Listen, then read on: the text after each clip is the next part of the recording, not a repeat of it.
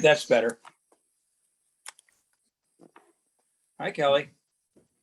Hey, I'm not sure how this is gonna work because I'm not in here as the host, so I'm not Oh dear. trying to get everyone I'm trying to promote everyone to be a panelist.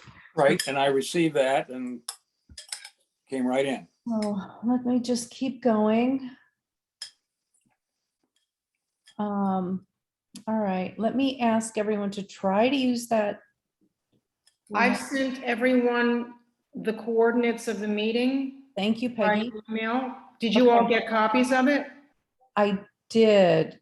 Okay, because I'm not sure. I didn't get a copy of what I just sent out. Okay. Dana found the code on the internet. All right, let me just reach out to everyone forwarding that email. Okay. At least then we could get a quorum and get started. Well, I know Dana and Maria both want to be on the call because they both reached out to me. Yep. I'm hoping that they're still hanging in there. All right, because we have some people who are attending the meeting, but I don't see Dana or, I'm texting her now.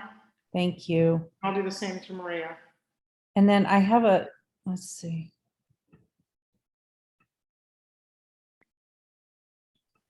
Can you hear me?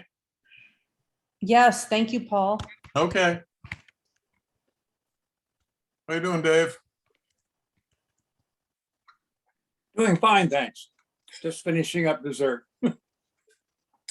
Our apple tree has had great bounty this year, so we're eating a lot of apple crisp. Might as well. That doesn't sound so bad. Okay, I see It's Maria. delicious.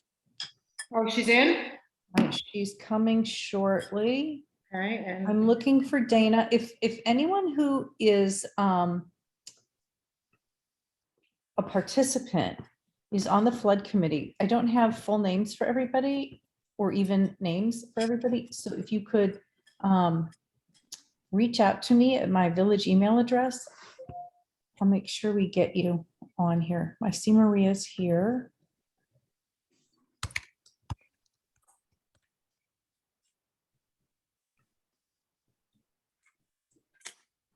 Okay, now I'm visible and unmuted. Now it's working. There you go. There's a Steve. let Steve in. He's member of the committee. Well, it's not his full name. I hope I'm getting the right person. Let's try. That's Here's what I'm the doing. deal. That's what I'm doing. Yeah, that should be right. Steve, is that you? Yes, you hear me? Yeah. Okay. I have recently learned that under the open meetings law, we need to see you and hear you. Could you Oh, turn on yeah, video? okay. Would- I would didn't that be realize it okay? wasn't on. Okay. Okay, great. Oh, We're I thought you good. were traveling. That was next week. Yeah, I got back today. Good. So we've got our, you've got a quorum. Yeah. Peggy, whatever you Dana, want to maybe, do. is Dana on the list of trying to log in? I'm monitoring that. I don't see her yet. so. I'm sure she'll come in because she has And been then Peggy, I don't know how you want to handle, oh, here's Dana. Okay, she just got on. good. I don't know how you want to handle comments from the public. If you know, if you want me to just let you know when people have their hand up or, Sure, because I have no visibility to see it okay. for sure. Andrew Spatz has his hand up. Yeah, what's that? Andrew? Okay. Good evening, Chair, Trustee Winstrup, and everybody. Can you hear me? Yes, we can. Okay, good to see everybody. I apologize. I just got done with court in Village of Larchmont for clients, and I happened to come across a posting on Facebook. That's how I found out about this evening's meeting. So I'm really glad that I could do that. I don't want to take up too much time. I don't know. I didn't hear what the agenda was going to be this evening, but thank you very much for allowing me to be heard. as former chair and one of the founding members of Flood Mitigation Advisory Committee, our biggest fear became a reality 2 weeks ago.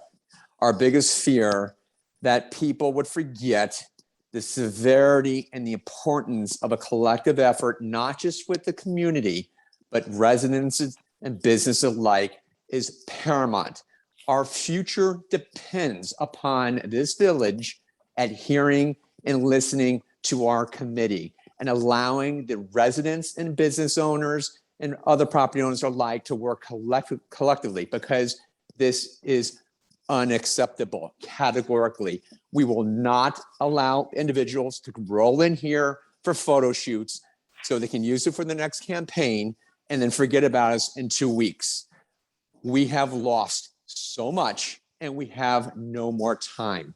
I sat in DC 3 years ago, testified on behalf of this fine village to assure that we would get the finances in the bill that we so deserve. We had 2 bites at the apple.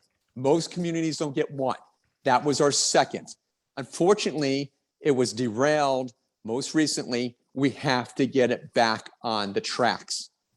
We cannot get into differences about this. We have arrived at a plan that was acceptable to the majority. It's not going to make everybody happy. And we cannot let a minority in this community derail us because they have concerns of their own. This is going to impact and benefit the majority of the community, and it's been proven to do so.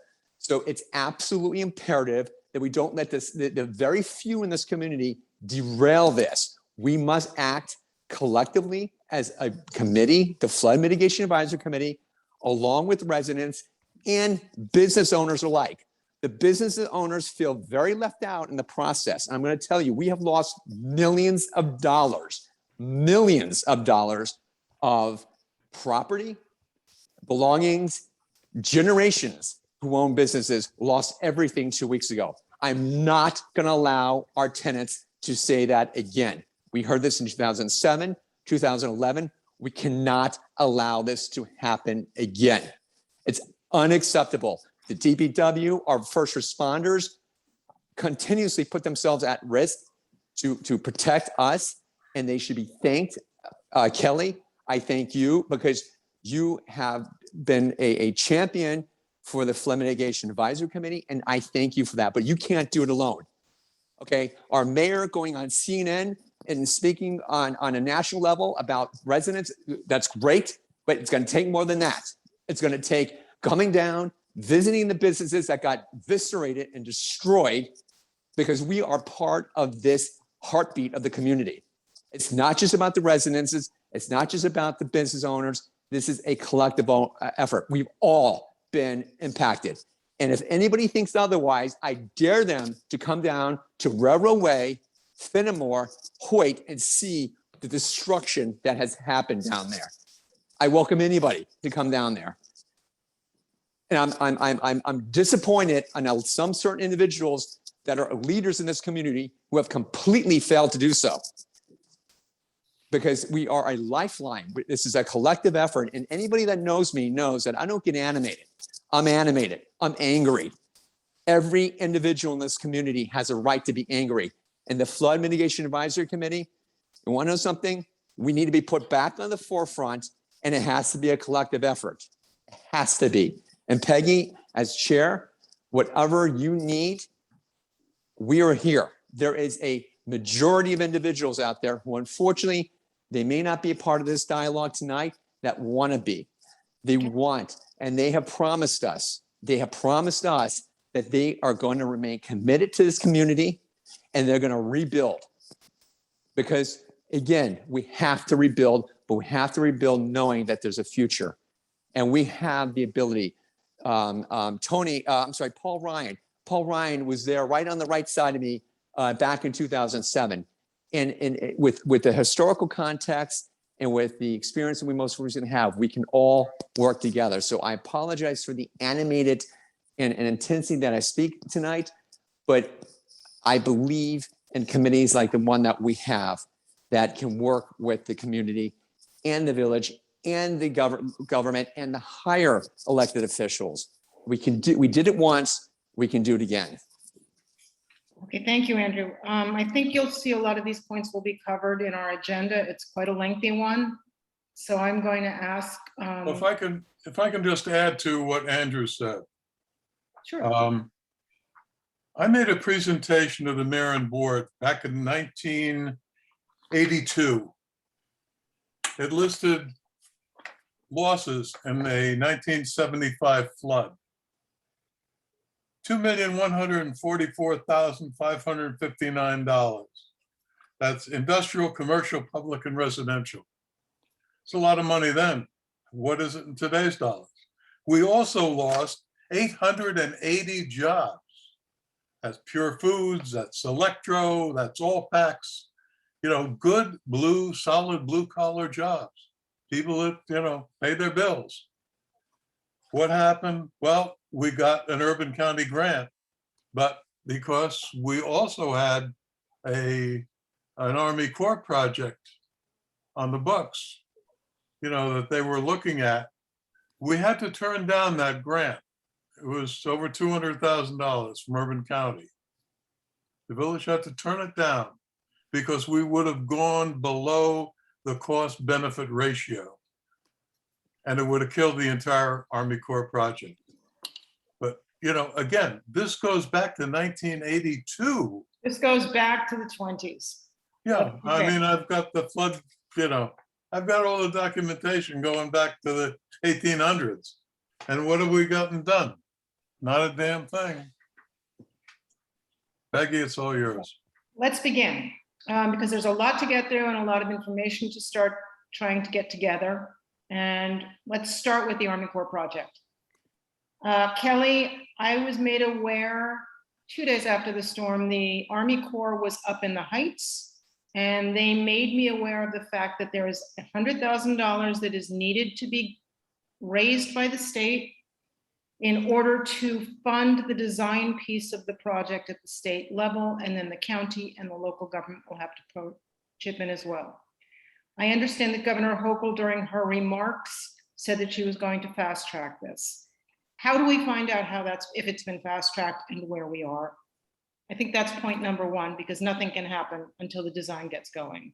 There was enough money left from the original Nita Lowey money that was raised for the federal portion of the design to get started.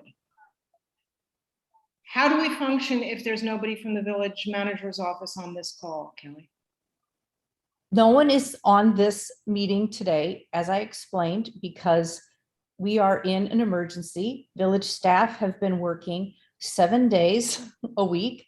They are beyond exhausted, and committee meetings were put. Kelly, I understand. Peggy, you got to let me finish.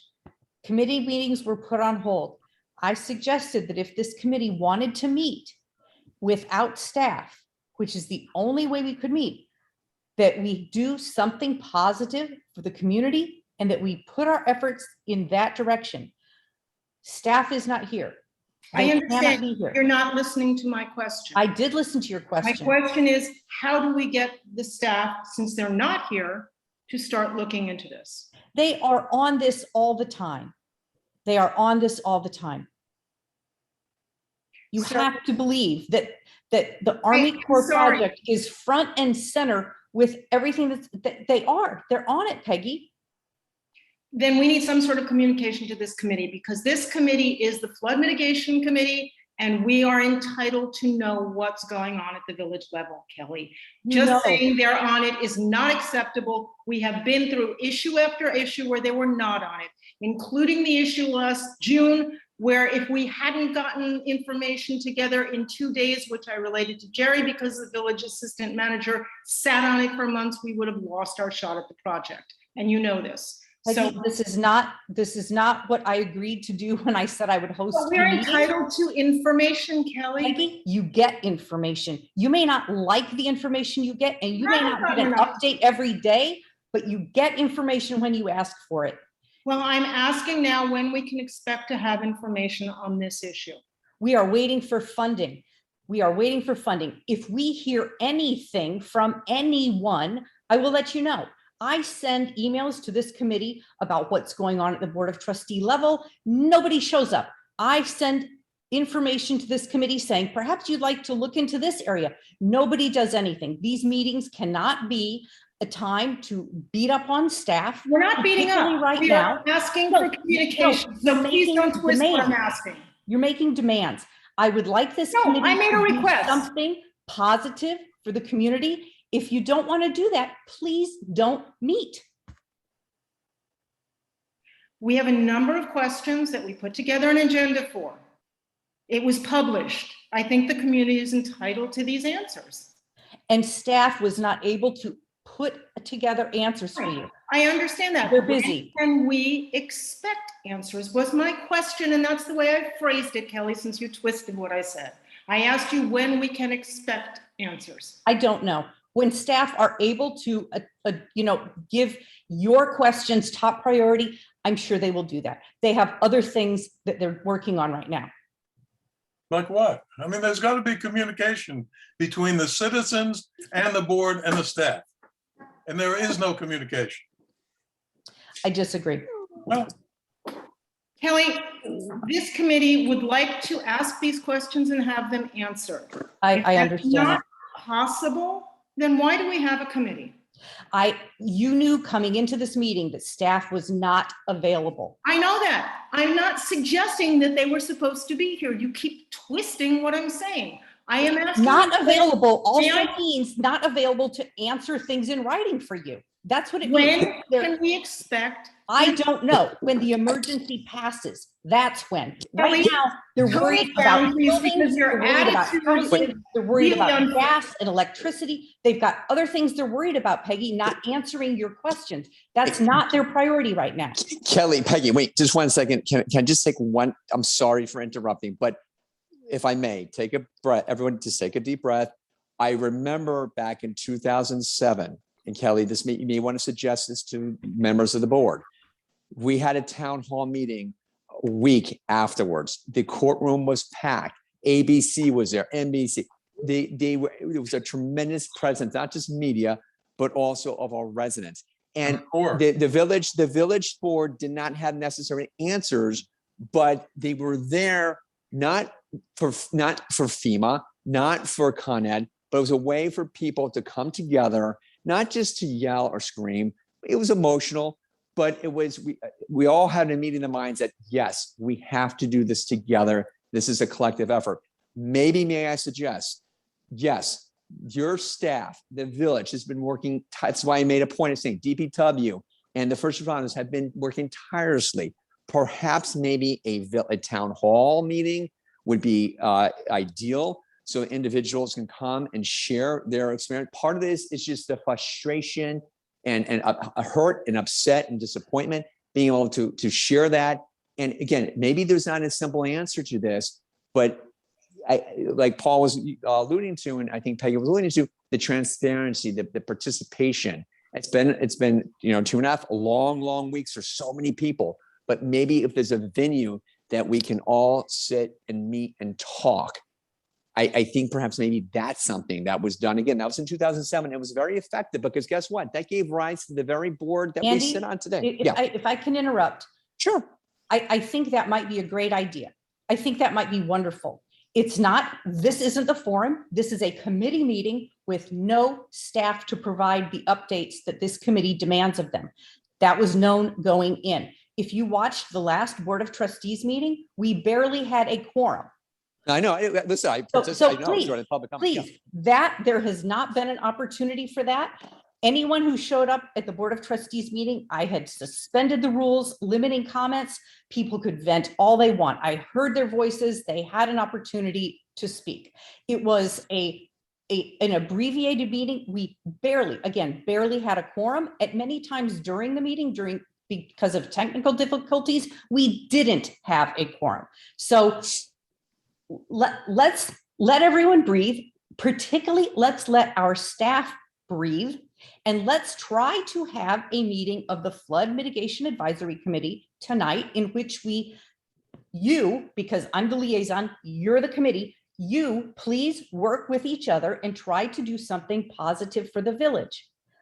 That's what I'm asking you to do as a committee. That's what I agreed to do when I agreed to host the meeting, because we don't even have staff to host your meeting. So I'll let you move on. Peggy, you also, all right, so AM is Andy Spatz. So he's the only one with his hand up. Peggy, you let me know when you want me to. And now we have Susan Deshensky, hand up. All right, can we try and get through some of our points and then, It's your meeting. It's your meeting. thank you. All right.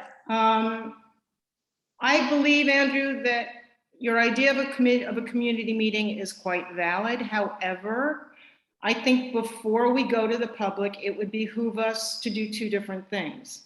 I think the village should try and put together updates so that when we go to the community, we have information. I think if we go to the community and say nothing, it's not going to look well for anyone. So my recommendation would be, whether it's in 3 weeks or whenever, when the village staff can get the answers to the questions that we are asking, it would be a more impactful meeting for the community, because people would be able to hear real information, and it would be much less of just a session for people to vent. I happen to, Peggy, I think you're right. And I think anybody, Paul, who was there in 2007, I was there too. would agree. Yeah. Yeah, I know you were too, Peg. So I think you would agree. We want to make it productive. You don't want to just be a session where we're beating up, you're beating up on anybody in particular. Or you're just Again, this is a collective effort, and it's something that is, we've got to have a plan though. So Kelly, if it would be helpful, we can put a list of questions together, which we think would be pertinent, and present them to the village manager's office. And when they have the ability to get answers to those questions, we should then schedule the meeting. That would be my recommendation. This is your committee. I'm Fine. here to host your Zoom, whatever you'd like to do. Fine. What I suggest, since I'm hosting this, is that I disable Andy's talking so that you can have your meeting. We have other people who with their hands up. So that's how we usually do it. We, someone has their chance to talk and then we disable them. And then we give someone else a chance to talk and then we disable them. All right, I would like to get through the points on the agenda, if that's acceptable to the viewers. If you have a problem with that, please put it. Is there a chat available, Kelly? No. What do you committee members think? Should we try and get through our points first and then open it up to comment, or should we do the public comment first? I'd like to get the public comment first. I'd like to see what the public has to say. And it may encourage what we're doing. It may give us something else to think about. Okay. Have a limit of 2 minutes and, All right, let's try that. Go ahead, Kelly. All right, Susan Deshensky. Hi, Hi, Susan. Susan. Hi, I'm gonna try to do this without crying, and it's not gonna work. I'm sorry. Okay, so yes, we need updates, and we need a community meeting. And like Andy said, we have a lot of hurt and frustration, fear, and lots of tears in the last 3 weeks. Besides a lot of loss and a lot of money and a lot of frustration of how can I do this again? I can't do this again. Now, Susan, you live up near Florence Park, right? I live on Stony Brook Avenue, so I'm here to talk about Stony Brook Avenue, Portage Road, Sterling Avenue, East Post Road, Shore Acres, the Parkway. Yeah. You've And got the flooding all along. And I get it. The other parts of the village, it went up into their the first floor. I get it. I know it's a trap. My heart feels for all those people. I know the devastation, but you know what? We had so much loss also, and not to have any government representation come to our area to see how we were doing also. I felt like I had to be the leader through my tears and go out to my neighbors and help them the best I could and tell them what I know, what they should do from my previous experiences. I forget, I feel like we're the forgotten area. And again, yes, I know about the other parts of the village that's just devastated also, but so are we. Susan, may I ask how much water you had? I had almost 5 feet. My And- whole, yeah, I have pictures. I had sewage. I was in my basement trying to curtail the sewage that was just spurling out at me, that went all over my body. But my husband was working, helping get people out of trapped vehicles. I just can't do this again. It's too expensive. It's too emotional. You can tell it's just too emotional. It's just we need, and we're gonna tell you, we're not gonna stop fighting this time. We're gonna keep fighting because we can't let this happen again. We can't let our shops and our homeowners have to go through this again. It's just too much money. We have to pay flood insurance and they don't cover much. I mean, what are we paying for if they won't help us, if they won't cover it? You know, I can't keep replacing furnaces and hot water heaters and electrical panels and all my contents. I just can't keep doing this. And we need action. And I don't care if you're Republican or Democrat or who we're going to blame. I don't want anybody to blame anyone anymore. I want it to get done. I want it to be fixed. I don't want people to tell me we don't count anymore. I want it to be fixed. We agree, Susan. And We know you've been through a also- lot up there. also, I heard, now I don't know if this is true, but I heard today on Facebook that Kelly is, and the mayor is pushing for the 50 feet buffer around the rivers and the swamp for building to be decreased to 25 feet. And I really, really hope that this is not true, because I can see the effects of like building on the Rhinex school property, filling in the park again in Harrison, all these, letting these homes build huge extensions towards the brook. This has an effect that we need to work with other communities too. I mean, and stop all this building, because we're the ones at the end that take the brunt of it. Just go look at Post Road too. That poor man the whole thing collapsed. He can't even get into his house. I mean, it's no way to live when you have to open up your doors and your garage door and just let the water flow through, and you can only live on the second floor. And then your house is just so destroyed again. You know, it's just not fair. We have to do something about this. We can't keep living like this. We've lived here for so long, and we're going to have to move because we can't keep doing this. Thank you. Susan, if I can just address that, whatever was on Facebook or whoever this is about a 50-foot setback, Tom and I wanting to turn it into a 25-foot setback is nonsense. It's complete lies. Let me tell you that this 50-foot setback that is before the Board of Trustees, there is a unanimous view on the Board of Trustees for legal reasons involving a taking, that there must be a safety valve for people who want to build within the 50-foot setback, that they may go before a land use board with their particular situation and have the possibility of being permitted to build within the 50-foot setback. There is unanimous concern that we must address this and allow there to be a safety valve, which was not put in the law 2 years ago. The dispute among the trustees is what land use board should be the board to hear that question. There is no question, there is no disagreement about the 50-foot setback and whether it should exist or not. Absolutely none. It is misinformation, and it's done for hateful purposes. So I hope that, you know, that's been corrected. It's just absolutely incorrect. Thank you. And I'll separately say, I hear your tears and your frustration. I am so sorry that you've gone through this. I have spent every day since this flood, either at St. Thomas Church, helping people there, in the Emergency Operations Center, working through the agencies there and getting things, you know, set up electrical, working with the village staff on that, or at the recovery center at the courthouse. I have been around the village. Jerry and I gave the Small Business Administration a tour of the village and the flood damage so that they could understand what's happened. I have been on the ground every day. I have not seen you, and I'm sorry for that. I have been there. I have been there working every day since this flood.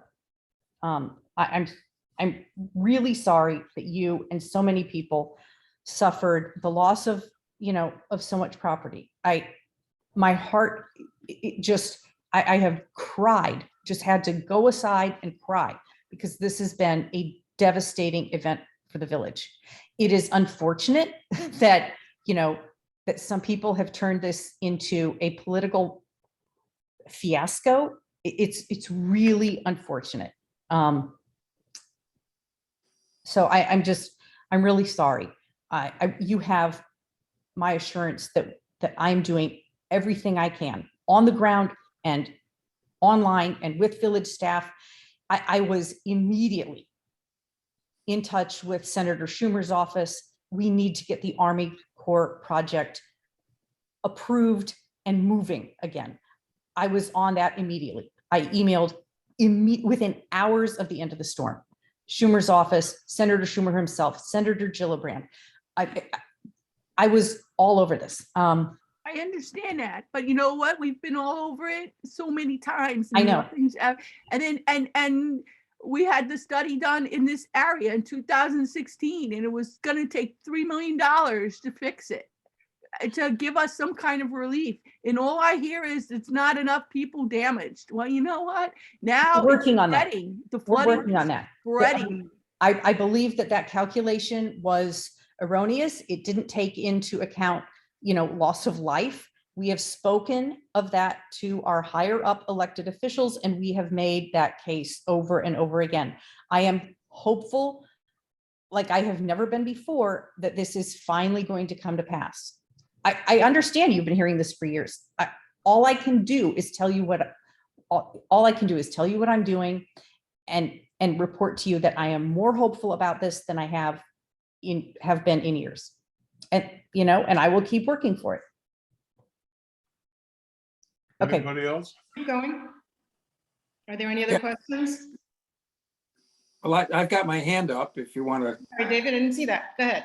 Oh, okay. I'm beginning to realize that we have two different, and maybe more, but two different types of, call them victims. We have those who are victims of rising river waters. And we're looking eventually, hopefully, to the Army Corps of Engineer project to mitigate that in some way. And then we have people like me who will never see a rising river in my front yard, but I have a high water table. And if I hadn't awakened sort of accidentally at 1 o'clock in the morning and realized that I didn't have any power, I would have had more than 12 inches in my basement, particularly if I'd slept through to 5 or 6. In the middle of the rain, I got up, started my generator, got my sump pump working, and was able to pull the water down before it got to 5 feet. And the reason I have the system I have is because it would go to 5 feet, and it has gone to 5 feet. And when Susan mentioned her 5 feet, at least triggered me realizing we're not doing anything that I know of. I'm not sure what we can do to address those people who have high water table problems that could be just as devastating, at least, below the ground level or above, even to the point of being able to go to people's homes and consult with them about what their options are. I found my options years ago in putting what are called French drains and a sump pump, but until I got my generator running, it wasn't that, even that didn't do me any good. But it seems where I'm going is we have two different types of problems, and maybe we have to separate them and what we can do for the residents.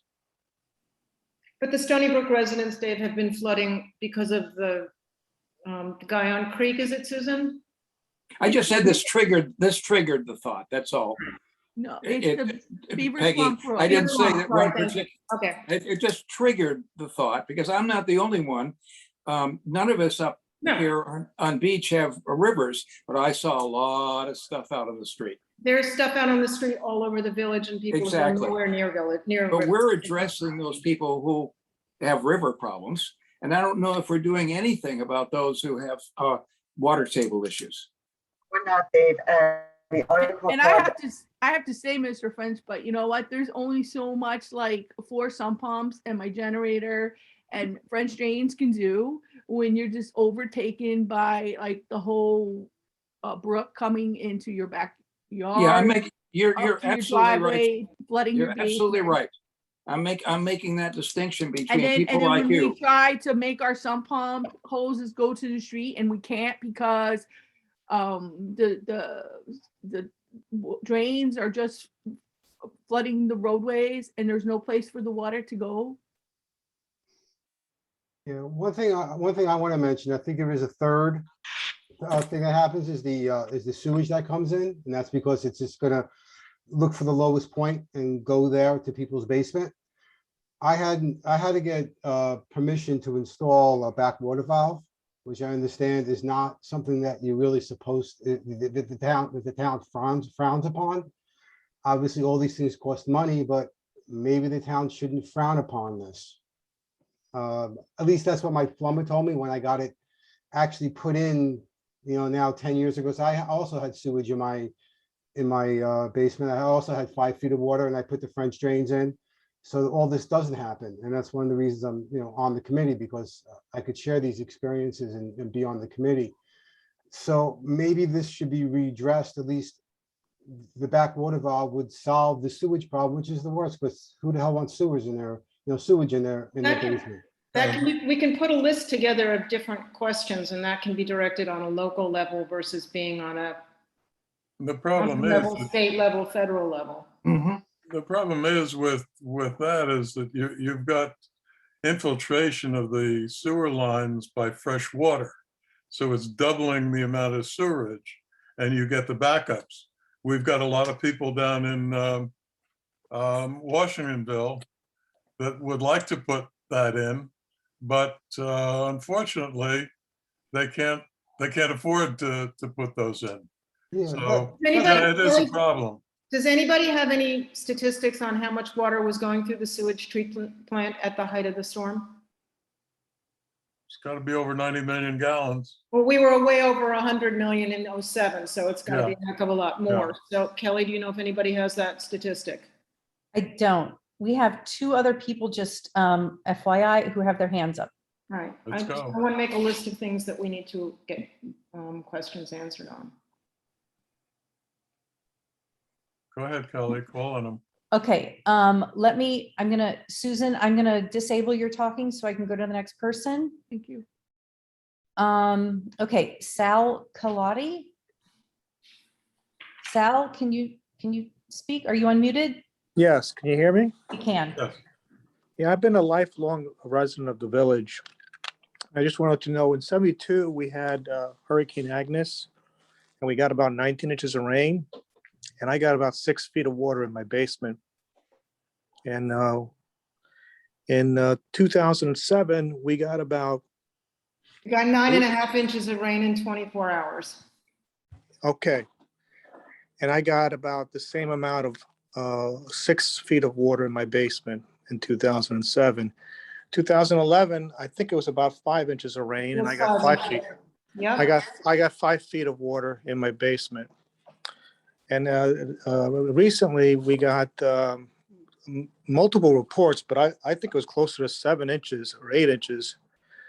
I've heard people say that it was more than that, but in any case, I got, the entire basement was flooded and it started to seep into the first floor, which is supposed to be above the floodplain. Where are you, Sal? I'm on New Street in the village. Okay. So Sal, I was told by the DPW, we got 6 inches of rain, 6.5 inches of rain, excuse me, but it came in 5 hours. And that was the difference. We had 3 inches of rain in 1 hour. I understand. So the we also quantity and had the our- brevity of the storm was the difference in this one, is what I've been told. Okay. And my concern, and I didn't realize this until Henry had hit, that I thought we had a functioning floodgate. So I had called in hopes that they could close the floodgate, but then I was told afterwards that the floodgate is inoperable. And do you know how long that floodgate has been inoperable and why it hasn't been repaired? Floodgates, Al. The floodgate at the waterworks for the Marinette Reservoir. There are supposedly levers which could be made operational again, we have been told. But those levers which would allow the water to be lowered out of the, Kelly, let me just finish the thought, please. Yeah. It would allow the water to be lowered behind the dam before a flood event. The town of Marinette does it all the time in the Sheldrake. Unfortunately, in a storm of this proportion, it doesn't last long. We've been told that there are the same valves in the dam in Marinette, but they are covered under many, many, many years of silt and mud. And it would take major dredging in order for those valves to be found and seen if they could be operational. That was actually one of the points on the agenda tonight. Isn't it time to start looking into this again? Well, yeah, I think that we also need to look at the reservoir and try to dredge the reservoir and get it back to a reservoir and not a little forest. Because, all I could say is in 72, we got a lot of rain. And then up until 2007, there might have been minor flooding, but nothing Like this. Nothing to the magnitude. Yeah. Then all of a sudden, 07, we got hit hard, and 11 and now 21. So in my mind, I think that if the gate was made operational and the reservoir was, the capacity of the reservoir was increased, that we could mitigate some of this in addition to what the Army Corps of Engineer wants to do. And the last point is, there's a bottleneck at the Columbus Park with that culvert. And in 72, they were talking about making it larger. And there was a lot of discussion, and Army Corps of Engineer, nothing ever got done. And I don't know if that's something that could be looked into, is making that culvert, the capacity of the culvert that goes to the sound, a lot bigger. That's the bottleneck. The Army Corps plan is to build a channel underneath the parking lot that would relieve the flow of the water from having to go where the two rivers meet, hit the railroad bridge, have to make a left turn, hit the wall, have to make a left turn again. It would go straight out towards the sound, and also they would be lowering the profile of the river so that it could accommodate more water. So that is part of the proposed Army Corps plan. Okay. The problem with the reservoirs, both the Larchmont and the Marinette reservoirs are all silted up. When I was on the town board, we did a study on it. And unfortunately, because those reservoirs get spillover from 95, from automobiles, from trucks, from everything else, that soil is polluted. Yep. So it can't be used on somebody's garden or golf course or whatever. The decision then, it would have to be trucked to, like the old coal mines in Scranton and, dumped down there. Right. Well, that is one heck of an expensive thing. But, both reservoirs are up around 80%.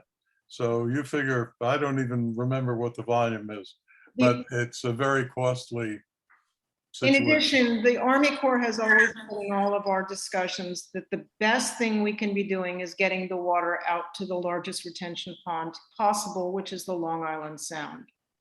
And the faster we can get the water to the sound, the less it will back up, the less people will flood. So the point is, how do we get it from going over the reservoir and getting it out faster? I mean, Paul, let me ask you, I'm just curious about the silt. Would that be eligible for like super funding? Like like where they do like plants that have bad soil, like a super fund? I really don't know what the situation would be in 2021. Yeah. I mean, if I- it's I- eligible, maybe, I mean, that's money that you can get, I mean, I wouldn't have any idea, that. if that It's is, maybe something that's- that could certainly We be can look into it. mentioned. Okay. Yep. I mean, Kelly, you wanted to say something. I just want to mention on the question of the dam at the waterworks. Coincidentally, someone, an elected official, don't have his name handy, from Harrison stopped by our recovery center when I was there, along with a member of the state assembly.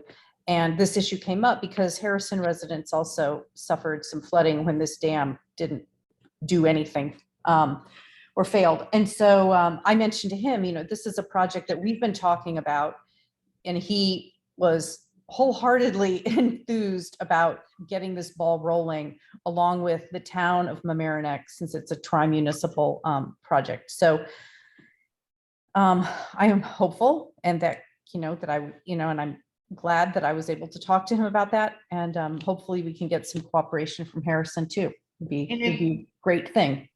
Sure. If I may, in addition, the Army Corps was up in the Heights and I did meet with them. I happened to run into them. And one of the things they said is that they are in the design phase, they can make a great number of changes to the project. There's a great deal of flexibility. I think it would behoove us we didn't know anything about the valves on this dam when we met with them over the last 10 years. This has only come up in the last year or so. I think that needs to be brought up to the Army Corps. I think we need to schedule a meeting between the village, members of this committee, and the Army Corps, and then the residents at large. But I think we need to have the ability to discuss tweaking, certainly not massive changes, but things are different now than they were after the 2007 flood. And I think they really need to come and hear our input and see what can be adjusted. And I would strenuously request that meeting. And I will put that in our notes to whomever. Agreed. Kelly, you said there was somebody else? Yeah, there are. Sal, if that's okay, if it's okay, I'm gonna disable your. That's fine. Sure, thank you. Okay, and then now I have Andrew M. And Sandy. Kelly, that's me. Oh, sorry, That's me. Andrew. That's I'm okay. gonna, I gotta, because you Not- need to take not- your hand down. No, I have to leave. back up. Unfortunately, I have to leave, but I just have one question I'm going to ask and pose to the committee and to Kelly.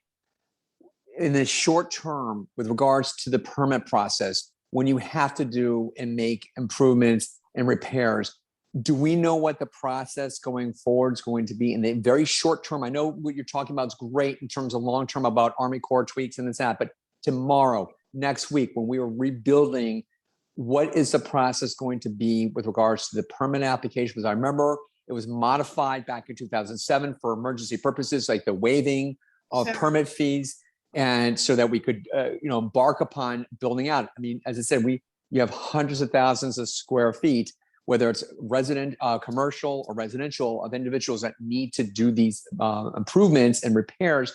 What's that process going to be? This is something that we could figure out in the short term that's going to benefit the village like tomorrow. So I'm posing that, and then I'm gonna Yeah, the Kelly, parks. in the past, and I will tell you after the 2011 storm, county stream permits were needed to be taken for anybody in the flood zone who did repairs on their home. And most homeowners didn't know about it, and it became an ugly situation later. And I think you and I have talked about that in the past.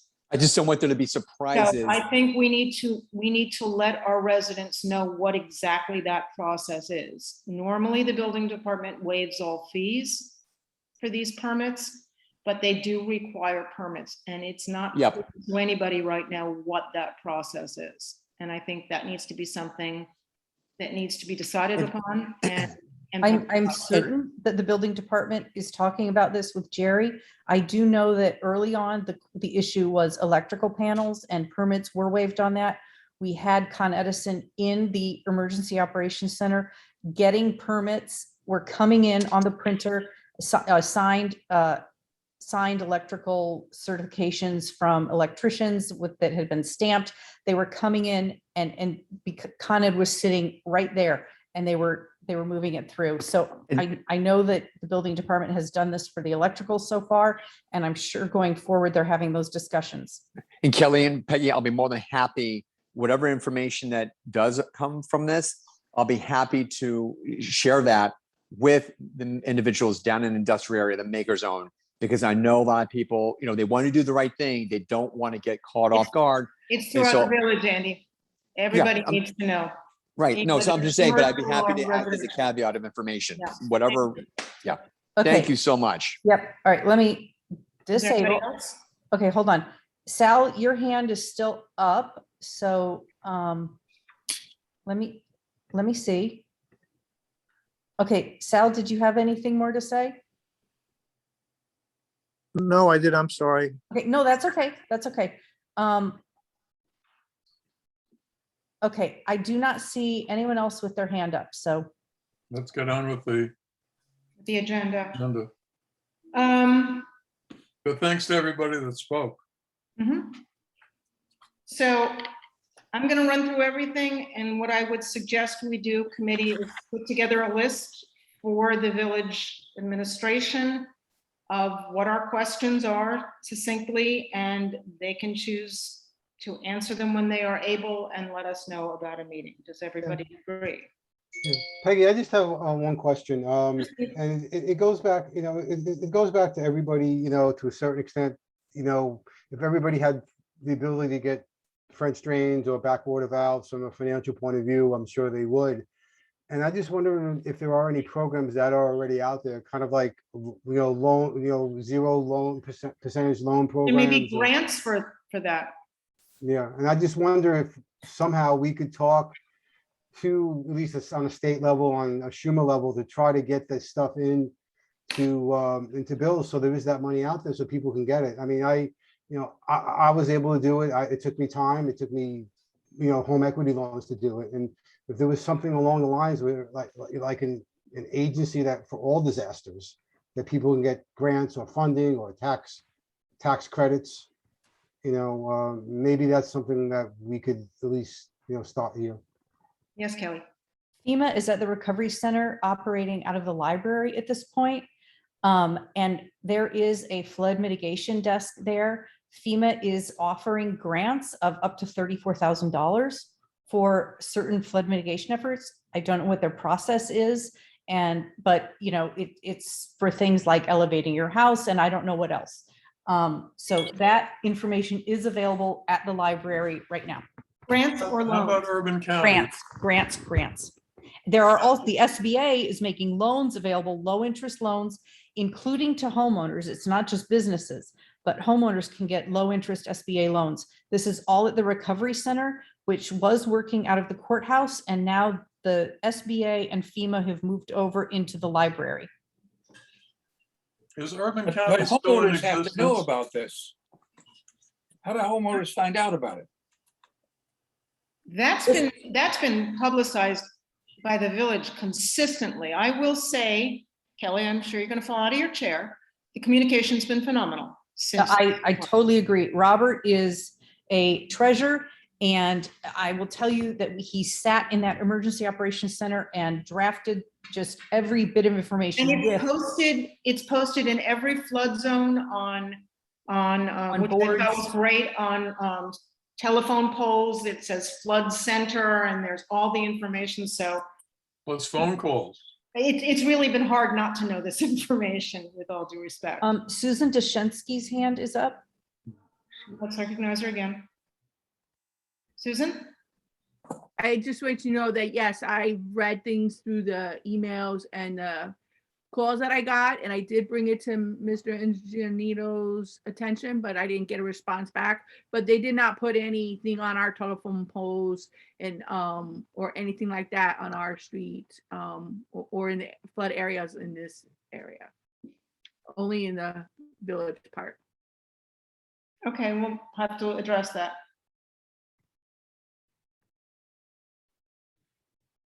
Kelly, do you know if Urban County is still in existence? I don't. No. You might check with Latimer's office.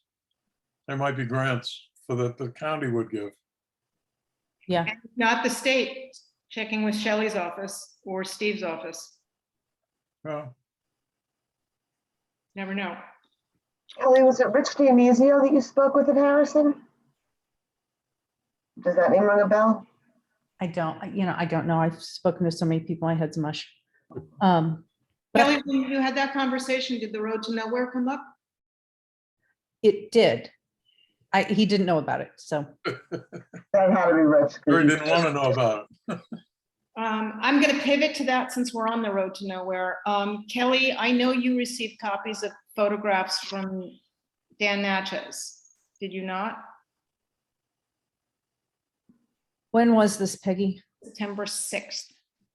September 6th? After the flood, Dan was up in the heights and he took pictures of the sewage spewing out of the road to nowhere. And did you see, I'm sure you saw the email from Save the Sound today? Today, but this is different. This Okay. was live sewage spewing out of the manholes into the sound, into the river, excuse me. Mhm, mhm. You were copied on it. I was with him when the whole board was, for that matter. So I would like it if you could send all of those photographs to this committee, since you do have them. You know, let me make a note to look for them and send them on. Thank you. Sewage was just spewing out of the manholes and into the river. The road to nowhere has also further been compromised by the storm. A whole section of it fell off. So clearly the residents of Harbor Heights would like very much for this to be taken care of and trimmed back. There were, just so you all know, in the past, there have been 5 homes in Harbor Heights which had had water in their living quarters. In this storm, there were 20. And a good part of it was because of the road to nowhere as well, because that just dammed water back up and created the second river. Also, the house on 1606 Ellis Place, while we're on the road to nowhere in Harbor Heights, those flood walls, the foundation walls, which I've been asking about in this committee for a number of months. When the Army Corps was up in the heights, I showed them the foundation and said, is that acceptable FEMA construction for new construction in a flood zone? And I was told absolutely not. That house should have been built on piers with breakaway walls, which we've been saying in this committee for months. So I'll put that on the list. I wanted to make that comment. I'm going to bounce around a little bit. So I've hit point 7 of Trustee Natchez's pictures. We are also, I think that these pictures should be sent to the county health department and the DEC as well as to Harrison, because we can't just have raw sewage being spewed into a river even, and the excuse can't be just that there's a flood. If that system doesn't work, then take the road to nowhere out and find a better system, Harrison, but this is unacceptable. And slip lining up sewer line, from what I've been told, Kelly, isn't going to help in the event of a flood. So they're just going to keep flooding. And we've been asking about this for many years. We now have pictures, we now have 3Ds. So I think it's time that if Harrison won't do it, then I think we have to go to the state DEC and get them to make Harrison do this. So that's point 7. And also in the past, the village of Marinette, after the 2007 storm, someone died during that storm of a heart attack in the Heights. And the residents of the Heights were told that there would always be a fire truck with first aid equipment on it, parked up in the Heights, since the Heights get isolated during a storm. There was no truck left up in the Heights, so I'd like to know if that's going to become policy, or was that not policy? So that'll go on the questions. Another point, the communication was phenomenal for Ida. However, the communication for Henri was barely existent. There was no communication from the village until 9:45 PM when the storm had already passed and the levels of the river were going down. I don't know if that was a delayed reaction message that went out, but the message that went out at 9:45 PM was that there were 2 to 3 more inches of rain due, and that the residents of Washingtonville and Harbor Heights adjacent to rivers should consider evacuating. Peggy, the only thing I could think of with Henri. I'm sorry, I'm sorry, can you hear me? you're a little muffled. The only thing I could think of with Henri is Henri was predicted to be a coastal flooding event. So perhaps the village didn't feel that it was necessary to warn the people in Orienta and Shore Acres that, hey, the harbor may be sitting in your living room because this is a coastal event.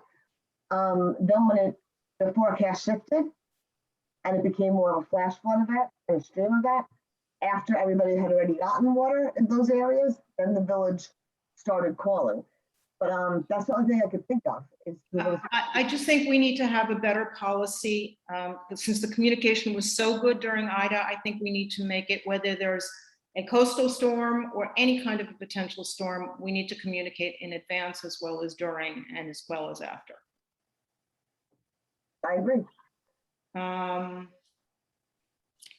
I'd like to think that the village improved and that it knows it did Henri or Ida very, very well, and that will be the way it moves forward. That would be how I would view it. I would hope so, Kelly, but we have gone through this for all these years and way before you were a trustee, and communication was at one point very poor and it got very good. And then it lapsed for Henri. So I would like to make sure it goes back to the Ida standards moving forward. Yep. Okay, I had made a note, it's time to seriously look at cleaning out the access to the valves at the dam. I think that we really, again, I'm reiterating myself, but I think this should be part of the discussion with the Army Corps, because they may reevaluate the project based on that, since they didn't have that information at the time. There is a tremendous amount of silt backup, which I was told about under the I-95 overpass by Grove Street. It's a point where we tend to get silt backup. So at some point, we should be looking into removing it. We've done that over the years, but we don't want those courses totally blocked.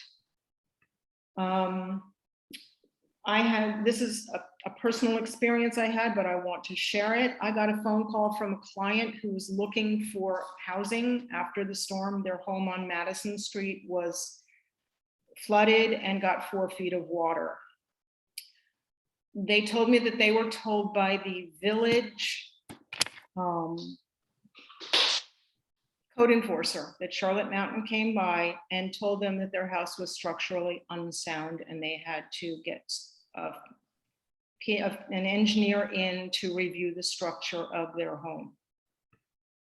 They went through the expense of getting the engineer in, and the engineer said the house is perfectly fine.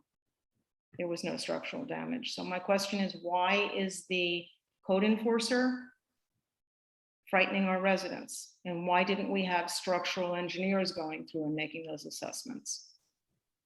I don't know if you know about this, Kelly. That's a question for the building department. I wouldn't want to disparage Charlotte in any way. She has done an amazing She job. worked very hard, but she's not a structural engineer.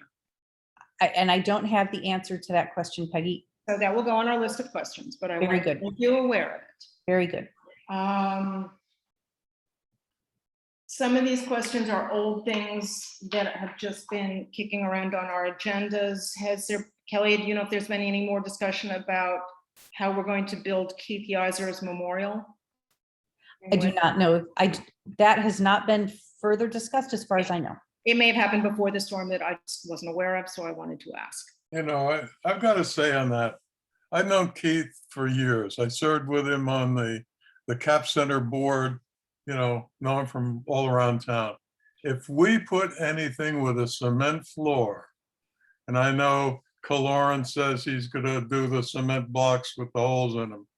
If we put anything in Columbus Park with a cement foundation at ground level, we're trying to think of something how nice to say it. It's sending out a message to everybody else that wants to build, said, oh, you put that in, why can't I do something else? I loved Keith. I think all of the money that was collected should go to his scholarship fund. But putting that up in Columbus Park at the epicenter of a flood is the worst thing I've heard in years. And, you know, I'll stick by that, even though I love Keith. And I know his brothers and some of his family. It shouldn't fly.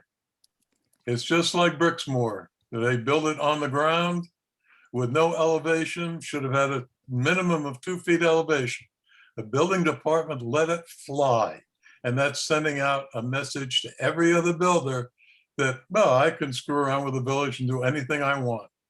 Now you've got a new project going up, you know, across the street from Maple and whatever. I bet he wants to build it on the ground too. And he'll go and say, Brixmore did it, why can't I? Meanwhile, you saw what happened to Brixmore. The donut place and all those CVS, Lord only knows when that'll be reopened. Well, apropos of that discussion, Paul, apparently that new construction project is going to planning tomorrow. That's, well, I think the Board of Trustees can legally overturn anything that the planning board does. Well, hold on. So, Yeah, it's going to planning tomorrow. The application does not include a floodplain permit. There's no analysis of multiple dwelling law included.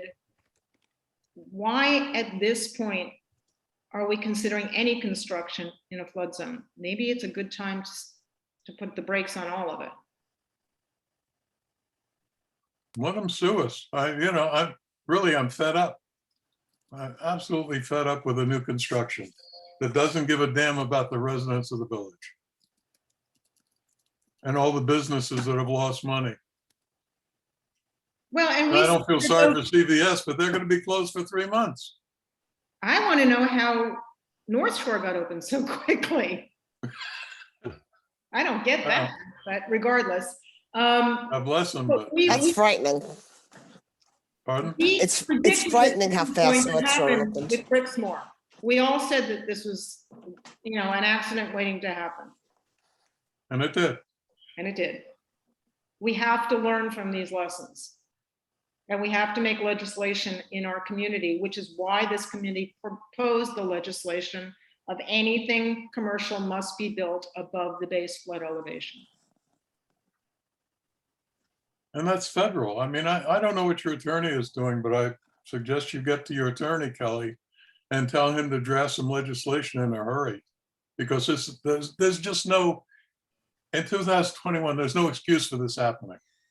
It all should have stopped in 2007, but it just goes on and on and on. And people doing whatever they want to do.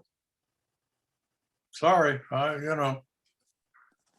lived in Washingtonville. I've been involved with them for 30 years plus, and I just see the same thing going on and on. And it's just, Kelly, as there is a matter of urgency, since planning is reviewing this tomorrow, is there any way that this can be put high on a priority list to be looked at before? it Fast goes to track. planning? I'm sorry, I don't understand what you're asking the board. I mean, the Board of Trustees doesn't interfere with the planning board. No, I'm not asking you to. I'm asking you to have the building department reconsider submitting this to the planning department at this point. I can't do that. I don't interfere with the building department and what it is doing with the planning the board. Board of Trustees can pass laws that I know, govern the but- planning board. But you know very well that a law can't be passed before this particular application goes to the planning board. You can put a stop work order on everything in the village pending. We did that in the town. Well, why don't you put that on your list of things that you'd like to recommend?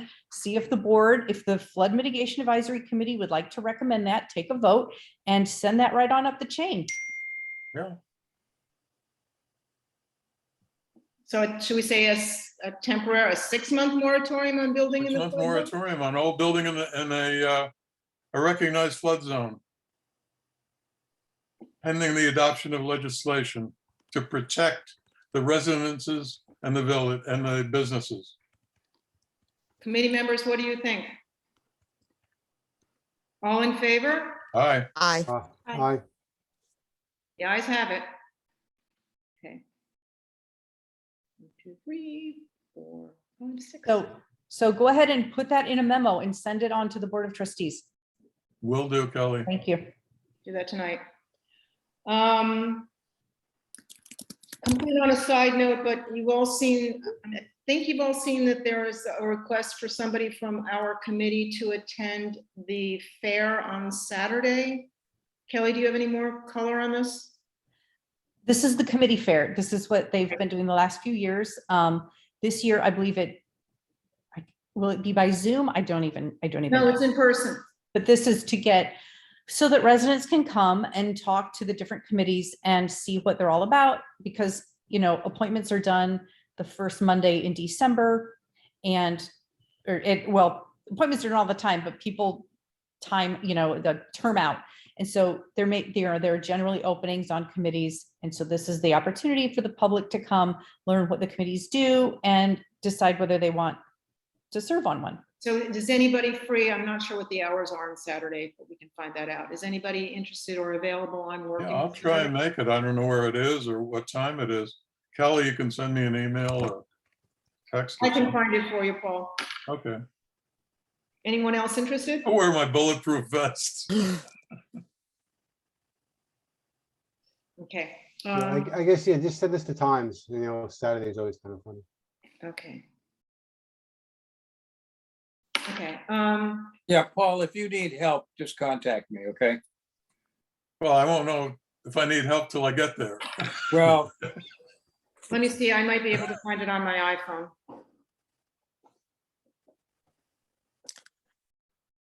I can't, do you remember, Peggy? I know I saw it. Do you remember who sent the Robert email? sent it today. Robert? I didn't get it from Robert. Here we go.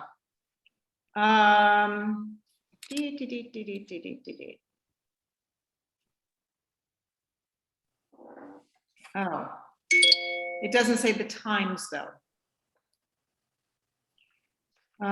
It's just a matter of who has responded to the request. But it doesn't have the time. Let's see, maybe it does. Scroll down. Okay. Saturday, September 25, outside the Hommocks Rink. Does this sound right to you, Kelly? This is a village, not a town. Yeah, we'll be at the Hommocks. Hold on. Yeah, this is it. This is the Larchmont Marinette Lions Community Service Fair on Saturday, September 25, 12 to 3 p.m. It's being held outside the Hommocks Rink.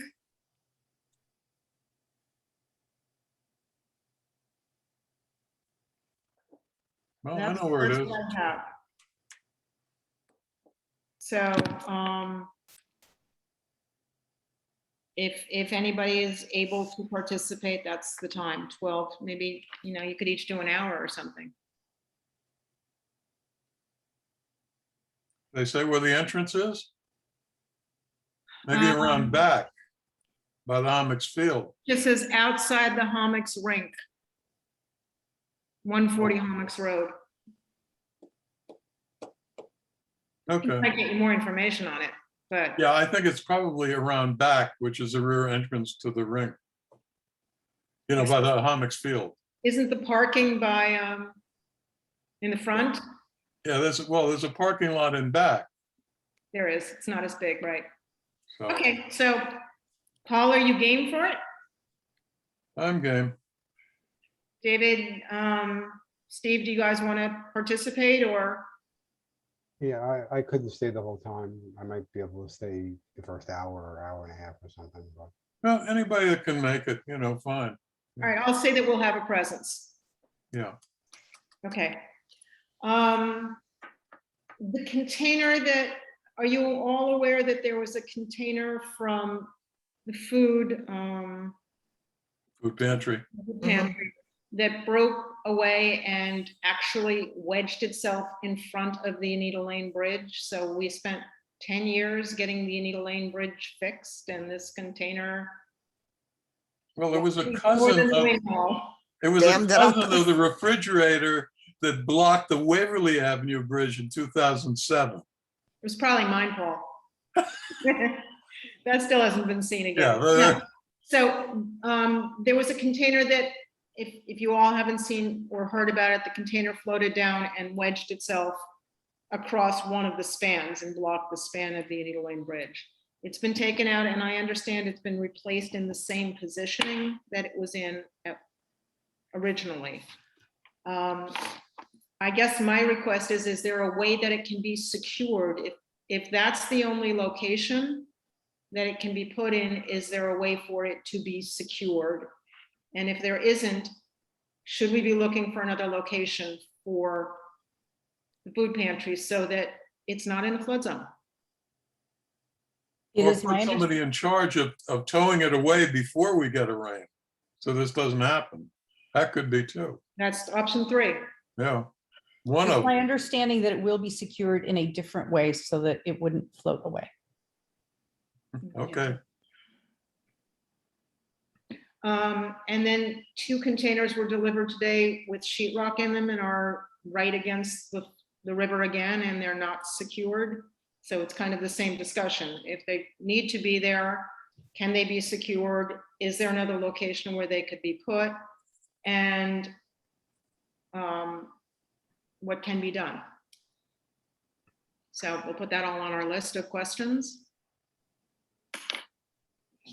Does anybody else have anything else? Me. Yes. I don't know, maybe Kelly, I don't know if you could help, but I know there were not the red tags on people's homes from Con Ed, but there were white notices on homes saying that the homes were being condemned. And those notices were in English. We had, my son came and told me that he had a family come into the pizzeria with this white notice that was put on their home by the village. I'm assuming by the village. That said the house was condemned, and they couldn't read it.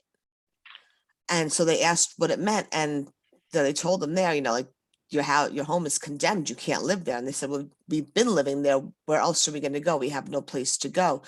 So maybe if in the future, if we could have these notices done in both languages, that would be good, because people who they affect aren't able to read them and understand them. Are they actually condemned? I'm sorry, can I ask? That's what the notice said. The notice said the building is condemned, it's not safe to live in, and you can't stay there. Now, I don't know who put it there, but it was a white notice. It wasn't the red Con Ed notice. Because I asked my son that, I'm like, are you sure it wasn't the red? He's like, no, it was a white piece of paper. I believe there were some buildings that were condemned. Just in case people are concerned about not having a place to go, the County Department of Social Services has been working out of the recovery center, Right. out of the courtroom, helping people find a place to live and finding accommodations for people, particularly families with children. Right. Because I know. And I know. they get, top priority. So Yeah, they've been phenomenal. There's been interpreters there and everything, Yeah. but this was like in the early, You're right, Maria. It very should be early on. bilingual. All Yeah. those notices should be bilingual. yes. Just as a note, it would be helpful to a lot of people if they were. Yep. Yeah, we But- also got, That Yeah. was what was put on the residents of 163 Madison Street. And they were told their house was structurally unsafe and they couldn't stay there. Were you saying something, Steve? yeah, if we're done with that, there was another thing. I know we got an email about river gauges that we removed on the Marinette and Sheldrake rivers. Yep, you're I right. forget. That's probably something we should get back. And they even mentioned how it could be like the information could be monitored by phone. Yep. Well, and that would help with the first alert information when people are Mhm. getting notices. I don't know, Kelly, if you've heard any of this. I was told by my adjuster that I had to move out. I had 85 inches of water in my yard. So my $500,000 put into raising my house. I'm not gonna say it was for naught, but didn't do the trick. Because I got 4 inches of water in my living quarters. And I have moved out, and I was told that federal flood insurance does not cover a rental if you need to evacuate your home. Do you know anything about that? I don't. It was on the list.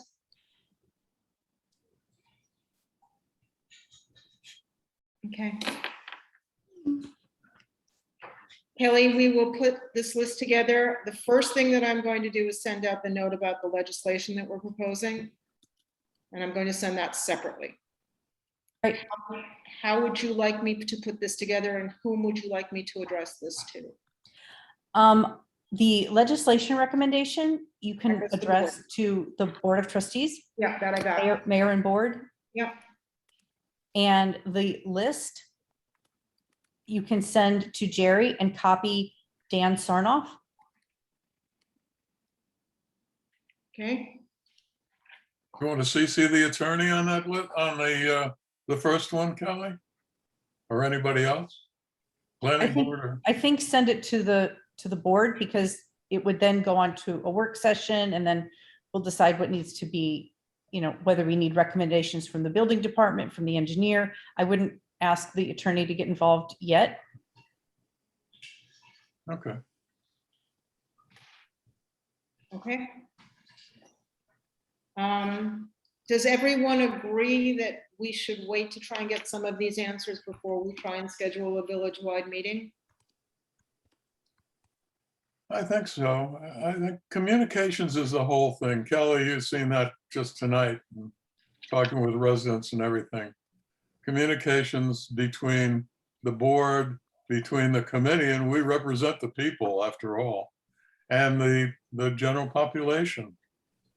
And, the communication has to be better. I have to say, I think the communication from the village has been outstanding. I think. Oh, yeah, the whole thing, and That's communication in terms of how to deal with what's at hand of the moment. Yeah. and answers. To get communication of what the plans are, and what can be done and what cannot be done. And I mean, Rob has done a fantastic job. Yeah. And Yeah. communicating with the people with robocalls and Dan emails and everything else. But during the storm was phenomenal as well, because he was on 6 times a day. And Jerry was 20, he was just all doubt the department heads, the fire department, EMS, everybody. DPW was unbelievable, I will tell you from Yes, personal experience. They've been phenomenal. We're not talking about that kind of communication. That's the post had to deal with, although I will say LMC did recommend to Jerry, it might be a good idea to do a public presentation. A public notice of, if you have gotten hit, these are the steps you need to do, and put it on LMC and let it stream. I suggested that to Matt the week after the flood. Matt suggested it to Jerry, but nothing has come back. And we thought that would have been a timely public service announcement. That was what I was looking for. Yep. And unfortunately, it just never, it didn't happen. I think we should do that, because this is not going to be the last flood, unfortunately. Maybe we could come up with this, like, if you were in if your house got flooded, these are the steps that you should. That's what I'm talking about, Steve. Yeah, that you have to get, if a contractor in, and you need to get an electrician in, and you need to get blowers in, and you need to get the mold taken care of, and all of the things that you have to do that we're all going through right now. Well, part of the problem is the people who got hit the hardest don't have electricity, so they don't have TVs to watch this on LMC TV. They don't have phones to get the robocalls. There's only so much you could do and get out. Over time, they can, they've all now connected on, if they don't have a television, they have an iPhone, they have an iPad, they can stream the information. And if people know that it's there, it's something Right. we can put on our website to say, go to LMC and look at the public service announcement of what you do once you've been hit. Mhm. It's not going to help today, but it could help in the future. Yeah, Dave. Will we be in a position to answer the big question that I'm sure residents will be asking is succinctly, where is the Army Corps project?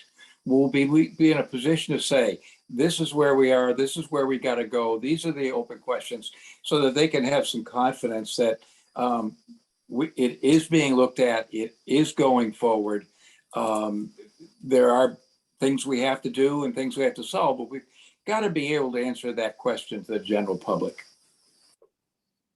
It's going to go on our list. Yeah. Not yet, David. Yeah, the other thing maybe we should think about doing is maybe little things to prevent floods. What people could do. I mean, there's obviously the pumps and stuff, but let me tell you what happened to me during the flood.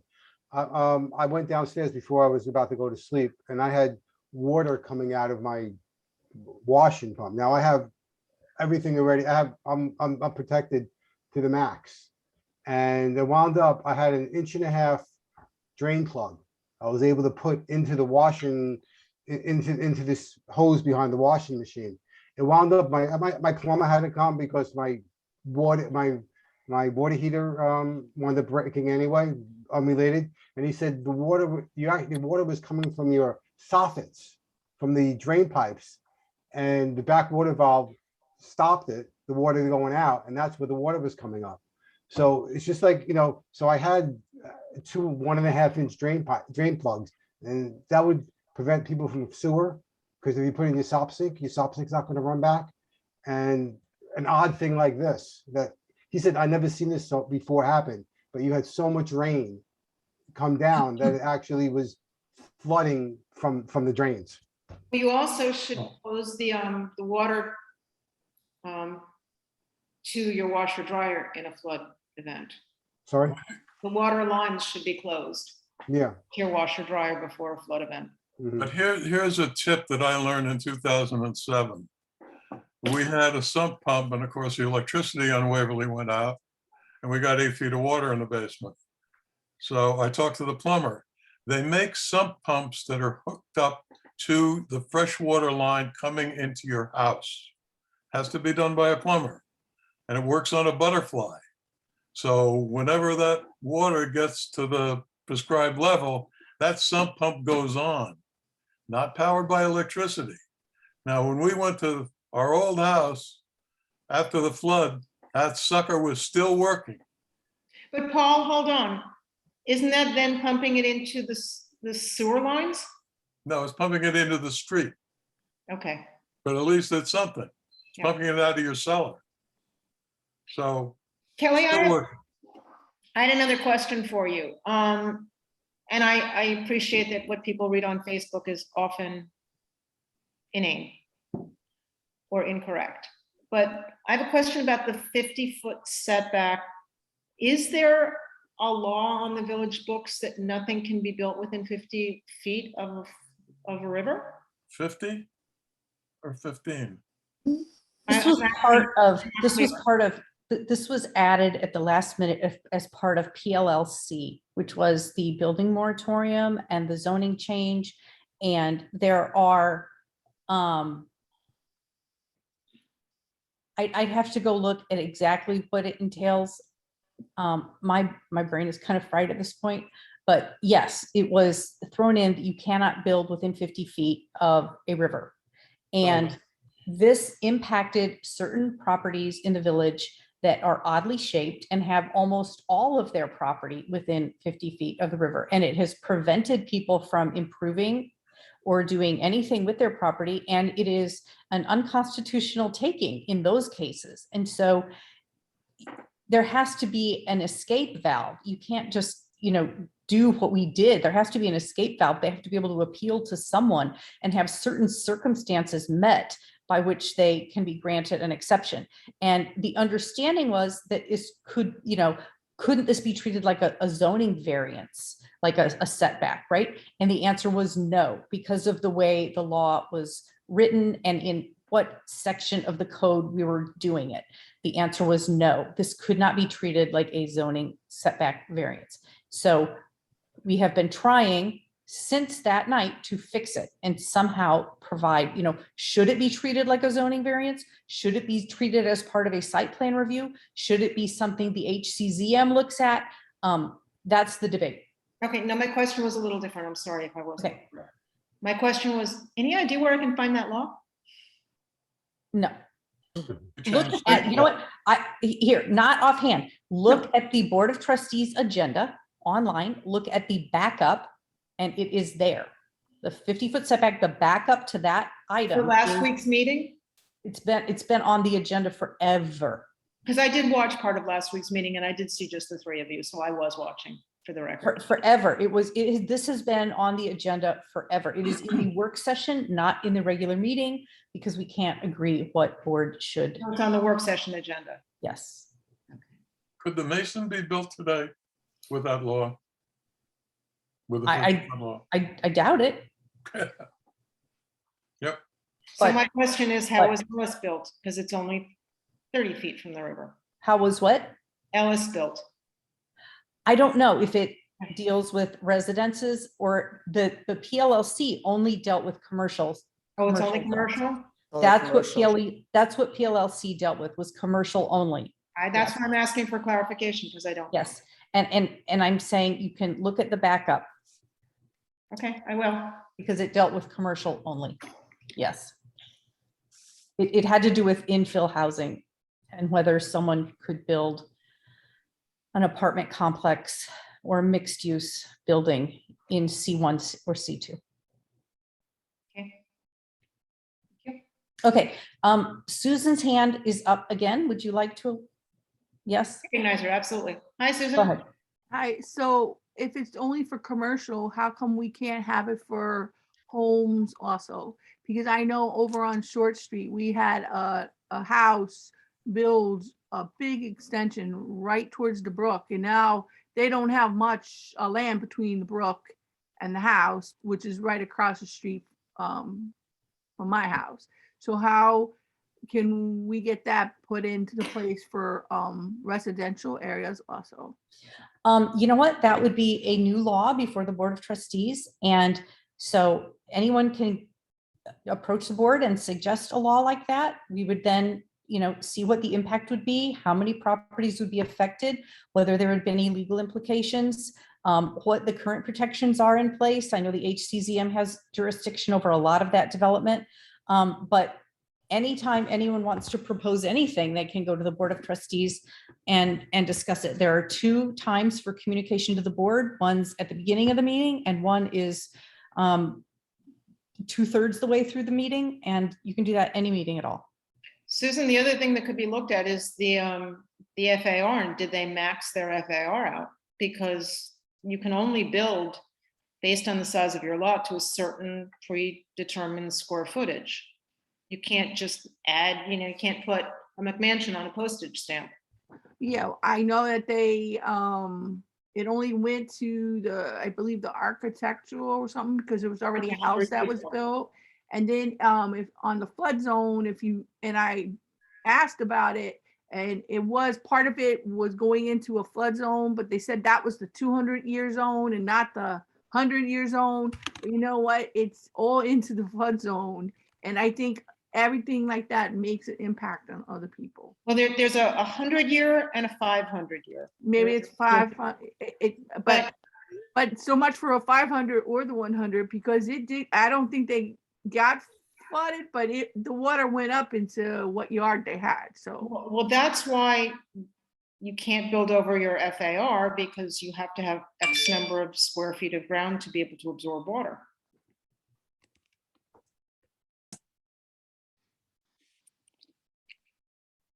It could be looked into.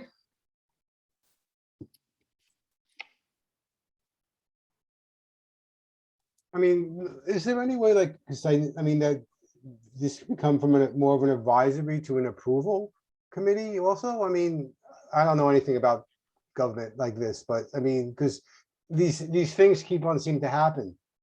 And, we talk about the same things and nothing's happening. with them? I mean, I guess that would be I mean, I guess the trustees would have to do something like that if they wanted to. Is that even an option? That would become more like of a land use board then. Yeah.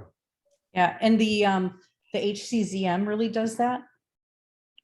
Well, back to the new proposed construction where the Dance Elite building is next to Speedway. It seems to me that shouldn't any construction, and we've talked about this, proposed construction in a floodplain shouldn't FMAC at least be consulted to make a recommendation, whether they choose to agree with it or not to planning? Could that be put in as part of a process? It could be if they change the law. The law or the roles of the committee? No, I think that would involve a change in the law because that would, I don't know. You have to draft the legislation, but it sounds like it would be turning the Flood Mitigation Advisory Committee into a type of land use board that has authority over building. So I think that would require a change in the law. But I don't know. I mean, List. Yep. Didn't hear Peggy asking for having authority. It was a conduit for giving input that would be heard. But all members of the public can do that at hearings. So it would be a matter, do we have the capacity to stand up and say, I'm here on behalf of the Flood Mitigation Committee, and here's our comments on this proposal. Anybody can do that, correct? Yeah, we can do that. And can we be heard? But Dave, if you're not advised of it, then you're never going to know. Correct. See, Absolutely. So if there were a process whereby something goes to the building department, somebody wants to build in a floodplain, we get noticed. Right. There's a group Right. Yeah. online, and then opinion goes to planning along with the application, and it is either accepted or rejected. Right. Because we are not a land use board, but we do have flood knowledge. It's Right. usually And we would be heard like anyone else with our input accepted, but we've got to have the. But it would be part of a process. Yeah. So that stuff wouldn't fall through the cracks. Now, would we be liable? Will we have liability on such decisions if, you know, because that, I mean. I don't think so, because we're making an opinion as an advisory committee to a planning board. We can do that. we don't do anything. We don't. We're making it, you know, we're advisory. So Right. it would probably be up to the building inspector to put us on the list to be advised, you know, of anything that goes before the three land use boards, planning, zoning, and HCZM, just as a dotted line. And also, if we're gonna do something like this is probably the time to do it, just because of the flood. Yeah, We've suggested it in the past, but now maybe it makes more sense. we're not asking for more authority. We're Nope. just asking to be advisory. And kept in the loop. You know what? Sal Colati would like to speak again. Okay, Sal, what's up? Wait a minute, I need to allow him to talk. Go ahead.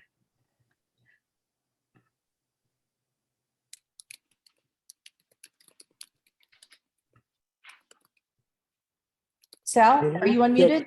Yeah, can you hear me? Yes. Yes. Yeah, you talked earlier about flood notification. I know the sirens are no longer functioning in the village when a pending flood is about to happen. And I was wondering if it's possible to hook into the Amber Alert system for people's mobile phones so that they would know immediately that there's a pending flood in the area. Good question. Very good question.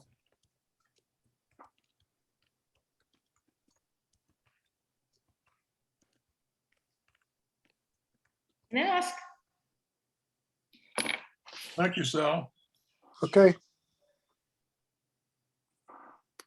All right, I'm gonna request that everybody rewatch this. I've been taking notes. Everybody rewatch this on Zoom.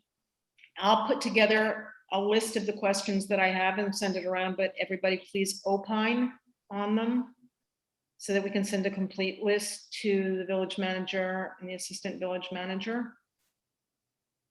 In the meantime, I will draft an email tonight to the board regarding our concerns on the planning board meeting of tomorrow, and that we really believe that we should recommend to put a 6-month moratorium on all building in the FEMA flood zone until the community can get the better hands on where we should be heading. Does that sound right? Sounds good. Do you all want me to draft it and send it to you, or are you okay with me writing it? Go ahead, Peggy. Maria? I was gonna say, send it around, just, you know, proofread it and see if there's anything that needs to be added or anything like that, but otherwise. I'll get it out tonight then. Okay. So keep your eyeballs peeled. And the vote on that was what? 6-0. Okay. And then I'll draft the rest and send it to all of you, and we'll craft it into something we can get to the village manager's office. How does that sound? Sounds good. Kelly, do we have any vacancies on the committee? Do you know? You're on mute, Kelly. I'm looking it up. Not now. There are 'Cause we not right. normally have an even number of people on a committee. don't we? Peggy, Paul, Maria, Dana, Dave Finch, Stephen. Yeah, Right. it does not list any vacancies. I'm looking at the website, but you're right. It seems like there should be 7, not 6. Yeah, That's what we always had. Yeah. So there is a vacancy. I know Andrew Spatz had applied. He wants to come back on the committee. That's great. So, what do we it'd need be to do? good to have And Andrew. you know what? because, He you know, did apply, and I think Sally told him there wasn't a vacancy. That's what I think happened, but it seems to me that we normally had 7 people on the Yep. committee. Yep. And I would like to extend that. So how do we go about doing that? Or do we just tell him you're on? You tell me. No, I'll ask Sally again tomorrow. Okay. Let us know. Okay? Anyone Better. else? Anything? Okay. Yeah, one more Thank you all. thing. I don't know who controls the 911 system, but if we need more manpower or if we need something else, but residents were calling during the flooding, they were calling the police department, both emergency and non-emergency numbers, and unable to get through. I know. I mean, I know I called myself at 4 a.m. and Yeah. I had to call 3 times before I got connected with a human. And it just kept ringing and ringing and ringing, and then would go to a busy signal. I don't know if that's on a village level to address, but, you know, God forbid a real emergency happening during an emergency. It's scary if you can't get through to help. And Is it while you're not- bringing that up, back to leaving a fire vehicle in the Heights, one of my neighbors called at 11 o'clock to say, we need help. We can't get out of the house. And they said, we can't get anyone up to the Heights. You're stuck. Is the Yeah, it's an 911 local, or is that like a state thing, or is it local? Well, no, we had discussed what had been decided after the 2007 death in the Heights, that there would always be a fire truck up in the Heights, because what happens is it gets blocked from Marinette Avenue Mhm. down below, and it gets blocked on the Harrison White Plains side, so nobody can get in. It Mhm. becomes sort of waterlocked. Yeah. So it was discussed, and in 2011, there was a fire truck that was up in the Heights. But my neighbors ended up, thank God the water stopped at a certain point, because they had feet in their living quarters and they were up on their 2nd floor, and there wasn't a 3rd floor to go to. So It's frightening. it's terrifying. I mean, I called at 4 a.m. because the water that Sue Desensky talked about that was going through her home, through her neighbor's property, Well, that all ended up in my front yard, literally from over Boston Post Road, over my wall, Right. into my front yard and down into the Guyan Creek. So it was like Niagara Falls there for 2 days. 2 days. You're lucky And it didn't go into your house. By the grace of God, this much. And I'm sure those two humongous monstrosity buildings that Rhinebeck High School put over there did not help this. And that's another issue, because if there's a 50-foot setback for commercial, why are schools exempt? Why could they do whatever the heck they want? We have a different law. Well, they shouldn't have a different law, because Paul, what happens is you get all these people and they move up and we want our kids to have the best school system ever. And, you know, they're here for a short time. They pay taxes while the kids are in schools.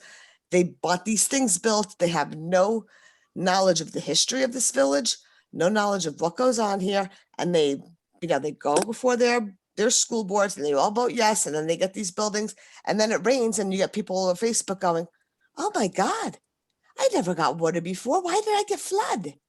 Well, Okay. way back when they were doing the field at Marinette Avenue School, they were putting concrete blocks and rebar in there. There you And, go. you know, village tried to object and we were told, nope, you have no say in it. Department of That- Education. That's horrible. That's horrible. I need to end the meeting. Are we Yep. finished with the agenda? Are we done? Motion to adjourn? Second. Second. Whatever. Okay, Kelly, thank you. Yep.